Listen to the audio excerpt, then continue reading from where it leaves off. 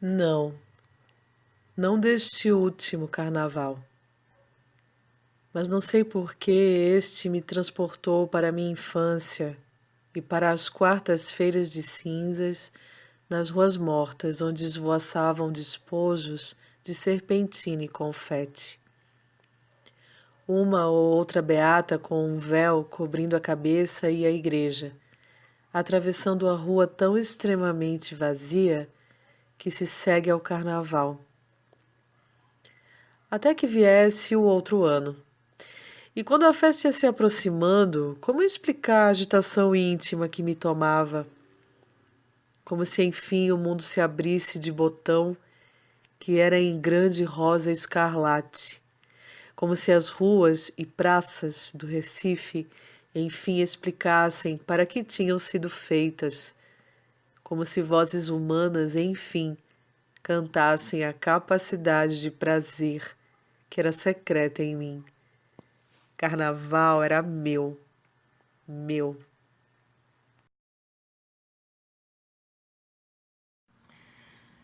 Clarice nasceu numa aldeia muito pequenininha, na Ucrânia.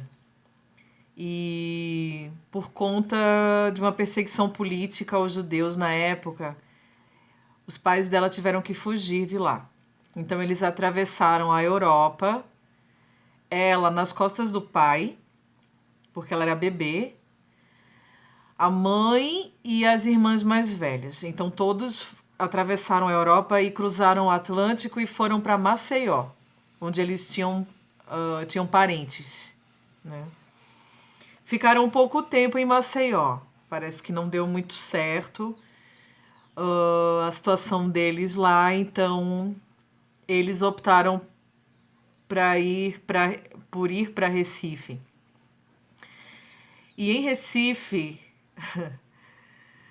Clarice passou alguns dos momentos mais importantes da vida dela. Aquele, aquele conto, aquele texto, Felicidade Clandestina, onde ela fala do livro do Monteiro Lobato, que ela se agarra no livro, né, como se o livro fosse a coisa mais importante da vida dela, e onde ela sugere pra gente, onde ela coloca pra gente uma primeira forma de se amar, uma primeira forma de se conhecer e de se tentar entender o amor, né? É com esse livro do Monteiro Lobato. E é muito louco isso, porque foi feito um curta-metragem, inclusive, chamado Clandestina Felicidade, na década de 90, que se passa em Recife. É feito por artistas pernambucanos, por um diretor, se eu não me engano, pernambucano. E se passa na Rua da Imperatriz, onde Clarice morou.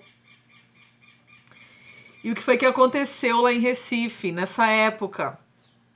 Uma época muito feliz, onde ela conheceu o carnaval, onde ela pôde viver as primeiras noções, as primeiras experiências dela de se sentir em casa, de se sentir num lar, né? Mas, paralelo a isso, acontecia uma coisa muito triste na vida dela. A mãe dela, Mânia Lispector, estava muito doente. E ela acompanhou a morte da mãe. A mãe dela foi literalmente definhando aos poucos. E ela relata isso em alguns trabalhos dela, porque foi muito difícil para ela não poder fazer nada pela mãe. Enquanto criança, era a maneira como ela se sentia.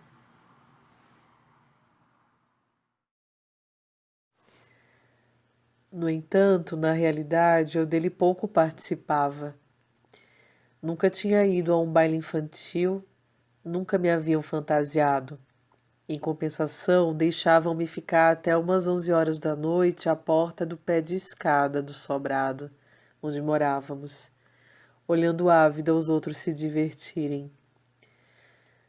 Duas coisas preciosas eu ganhava então e economizava-as com avareza para durarem os 3 dias: um lança-perfume e um saco de confete. Está se tornando difícil escrever, porque sinto como ficarei de coração escuro ao constatar que, mesmo agregando tão pouco à alegria, eu era de tal modo sedenta que um quase nada já me tornava uma menina feliz.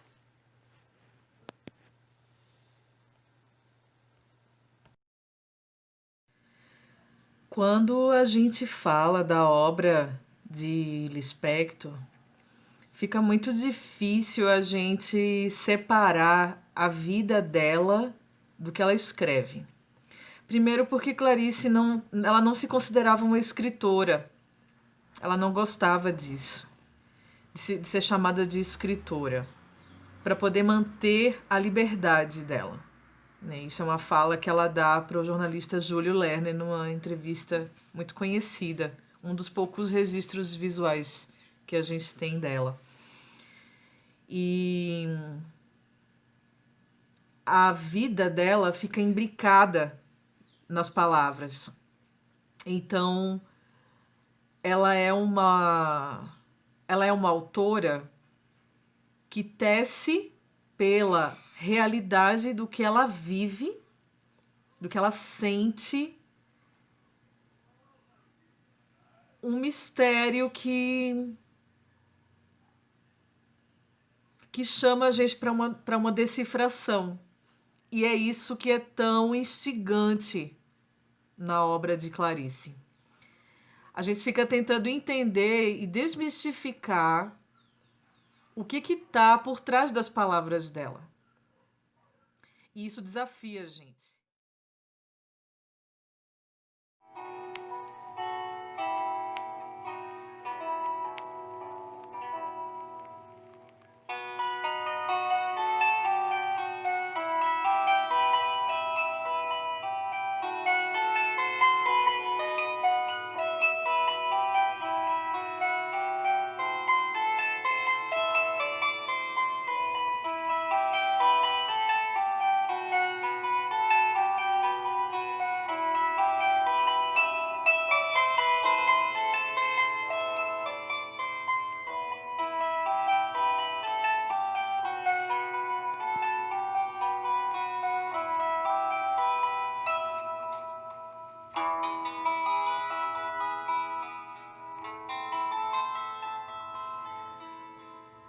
O ovo é uma coisa suspensa.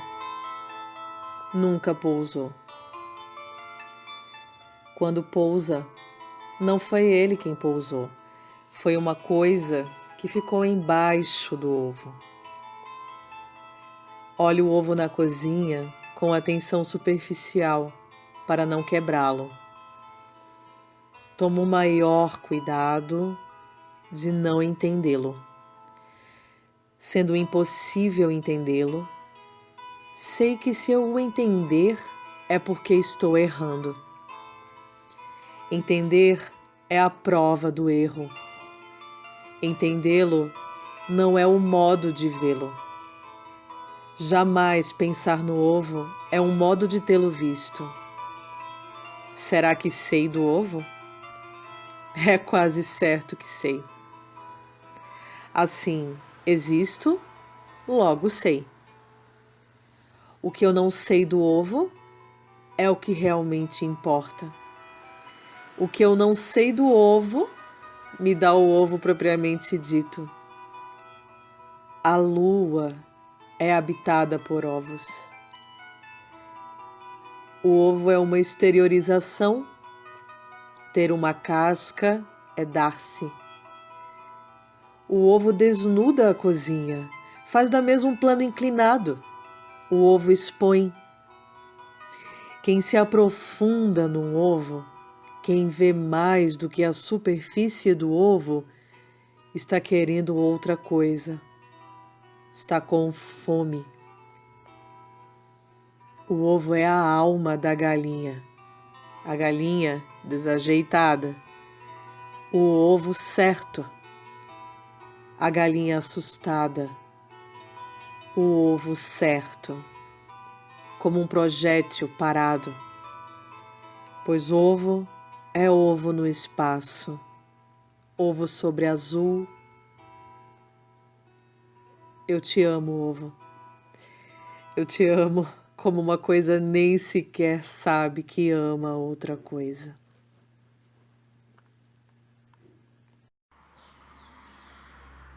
O objetivo desse vídeo não é a gente ficar fazendo um aparato histórico sobre a vida de Clarice, é mais a gente divagar um pouco sobre essa capacidade que ela tem de atrair o olhar das pessoas para querer entender o que é esse mistério que ela traz, né? Só que mistério a gente fica só na vontade de querer decifrar, porque é como está escrito em O Ovo e a Galinha. Ela relata que ela se aproxima, né, da aura do ovo da galinha, mas se ela toca no ovo e quebra ele na frigideira, ele deixa de ser aquele mistério, ele vira um ovo do café da manhã.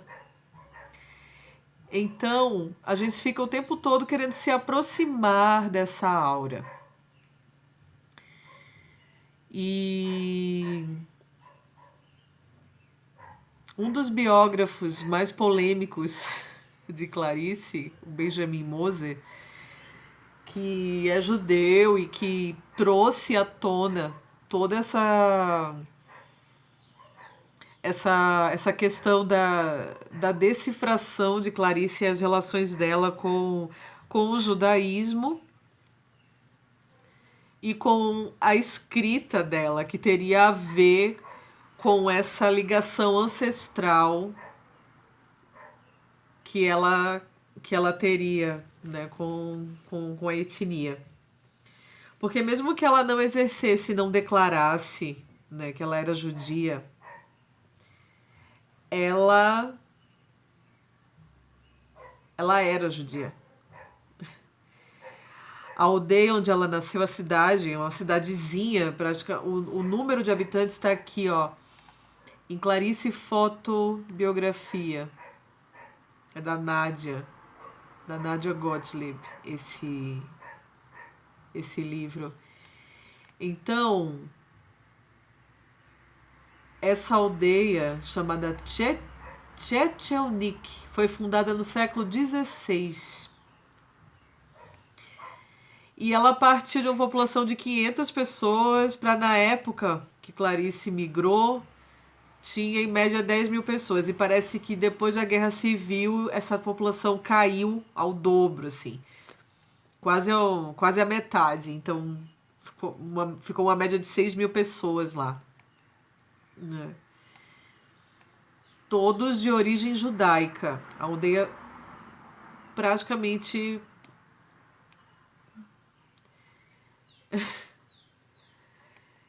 mais da metade das pessoas que moravam lá nessa aldeia eram judias. Comerciantes, donos de fábrica, tem aqui, ó, famílias, negociantes, o povoado. Ó, o povoado no final do século XIX era habitado quase que exclusivamente por judeus.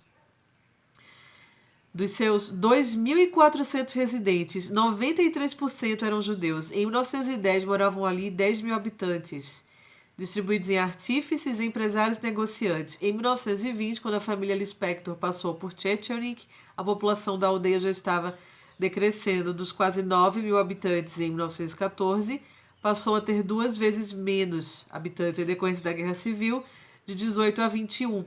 Atualmente, lá moram 6.200 pessoas.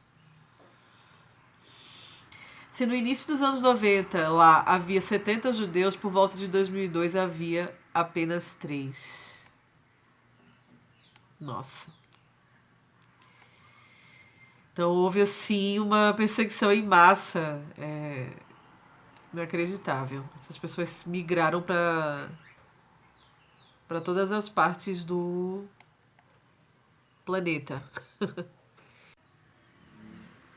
O que a gente pode pensar a respeito dessa relação da escrita de Clarice com a ancestralidade judaica é uma coisa que cabe ainda muita discussão, porque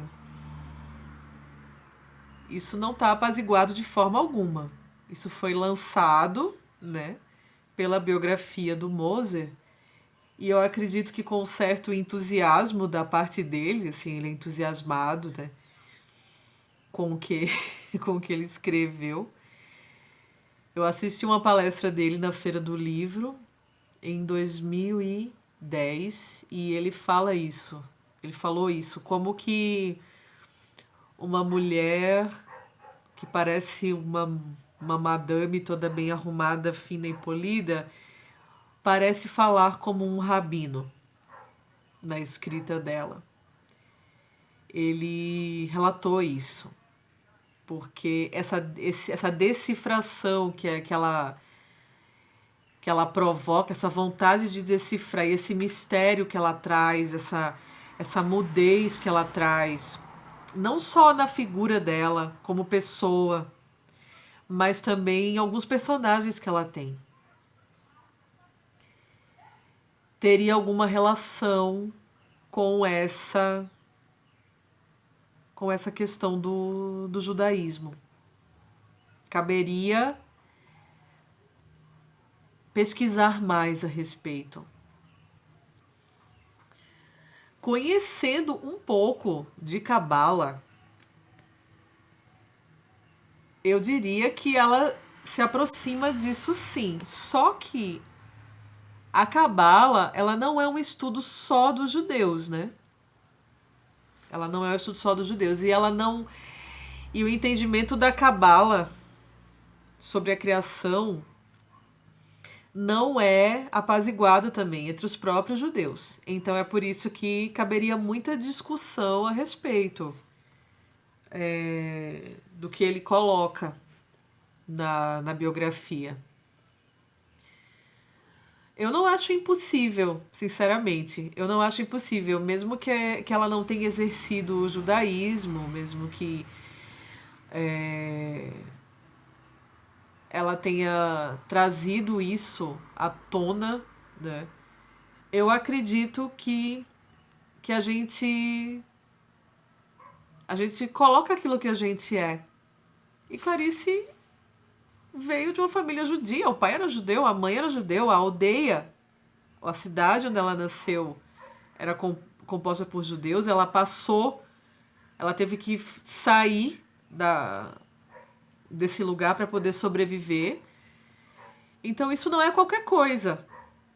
Isso não é uma coisa isolada. Isso não é uma coisa que qualquer pessoa passa na vida. Então, talvez seja uma coisa que seja tão forte, tão imbrincada, tão permanente nela, que ela nem queria falar a respeito. Ela disse que nunca quis conhecer o lugar de origem dela. E que ela queria ser brasileira, que ela queria ser reconhecida como brasileira. Escreveu, inclusive, para Getúlio Vargas na época, querendo a cidadania brasileira e como ela amava o Brasil e como ela se identificava com tudo no Brasil e que esse passado ela não queria trazer à tona. Então é uma coisa tão forte que ela não queria colocar isso em discussão, né? Eu acredito que a família também não. Por isso que tem fatos que ele conta na biografia que não são comprovados, que não se sabe se é verdade, até por uma questão da própria família não querer abrir isso, por ser uma coisa muito íntima, ou por ser uma situação constrangedora, né, o que aconteceu com a mãe, né? Que a mãe teria sido estuprada durante essa travessia deles e que Clarice teria nascido logo depois. É uma coisa muito grave, eu diria, de se afirmar, mas ele coloca isso, né? E isso trouxe preocupações e trouxe muitos embates a respeito da obra dele. que não deixa de ser instigante. A gente sabe do que é que os russos eram capazes quando eles invadiam as aldeias do leste europeu, quando eles tomavam conta de onde eles passavam. Eles não tinham nenhuma piedade das pessoas. Então não era difícil esse tipo de coisa acontecer. Provar e dizer que foi isso, aí é que já é uma coisa complicada. Mas o fato é que Mania Lispector, a mãe dela, chegou no Brasil em condições preocupantes e acabou falecendo, né? A olhos vistos, aos poucos, e que isso com certeza mexeu com o emocional da filha, e disso a gente não pode ter dúvida. Uma criança, a filha caçula, como que ela não ia se sentir atingida por aquilo ali de alguma forma, né? Considerando tudo que ela viveu. Isso não é uma coisa para se deixar de lado. Então, não é uma afirmação que tenha tanto descrédito. Então, eu acho que a gente tem que tomar cuidado com o que a gente recebe, com o que a gente analisa, né? Mas o fato é que se a gente for relacionar a questão judaica com a questão do mistério, né? E toda a questão de vida de Clarice, a gente pode achar coisas inacreditáveis, porque a vida dela traz esse conteúdo todo, a vida dela traz esse peso que é passível de análise, que a gente fica querendo entender e querendo um pouco que lançar um bálsamo, de repente, nessa dor dela, né?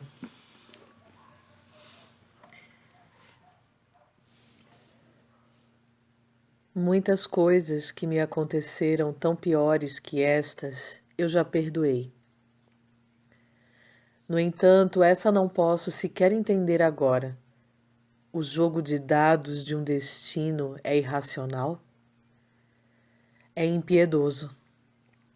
Quando eu estava vestida de papel crepom todo armado, ainda com os cabelos enrolados e ainda sem batom e ruge, minha mãe de súbito piorou muito de saúde. Um alvoroço repentino se criou em casa e mandaram-me comprar depressa um remédio na farmácia. Fui correndo vestida de rosa, mas o rosto, ainda nu, não tinha a máscara de moça que cobriria minha tão exposta vida infantil. Fui correndo, correndo, perplexa, atônita entre serpentinas, confetes e gritos de carnaval. A alegria dos outros me espantava. Quando horas depois a atmosfera em casa acalmou-se, minha irmã me penteou e pintou-me, mas alguma coisa tinha morrido em mim. E como nas histórias que eu havia lido sobre fadas que encantavam e desencantavam pessoas, eu fora desencantada. Não era mais uma rosa, era de novo uma simples menina. Desci até a rua e ali de pé eu não era uma flor. Era um palhaço pensativo, de lábios encarnados. Na minha fome de sentir êxtase, às vezes começava a ficar alegre, mas com remorso lembrava-me do estado grave de minha mãe, e de novo eu morria. Só horas depois é que veio a salvação. E se depressa agarrei-me a ela, é porque tanto precisava me salvar. Um menino de uns 12 anos, o que para mim significava um rapaz, esse menino muito bonito parou diante de mim e numa mistura de carinho, grossura, brincadeira e sensualidade, cobriu meus cabelos já lisos de confete. Por um instante ficamos nos defrontando, sorrindo sem falar. E eu então, mulherzinha de 8 anos, considerei pelo resto da noite que, enfim, alguém me havia reconhecido. Eu era, sim, uma rosa.